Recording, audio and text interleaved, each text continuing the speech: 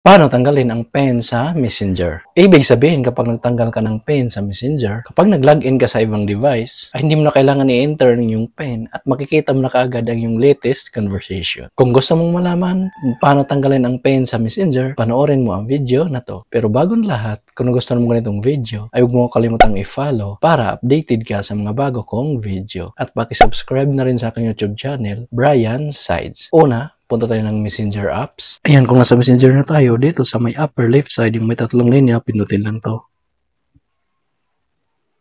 Then, pindutin itong gear icon or settings. Then, scroll up. Pindutin itong privacy and safety. Then, pindutin lang tong end-to-end encrypted chats.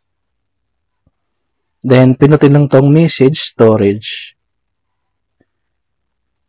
Ayan, din dito makikita ang manage secure storage.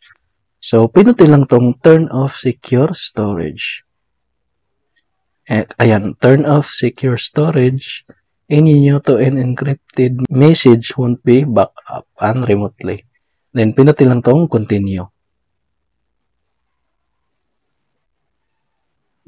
Ayan, so, wala na yung pen. So, kung gusto nyo lagyan uli ng pen, ay panoorin nyo lang yung video ko na ginawa ko nung una. So, ganoon lang kadali.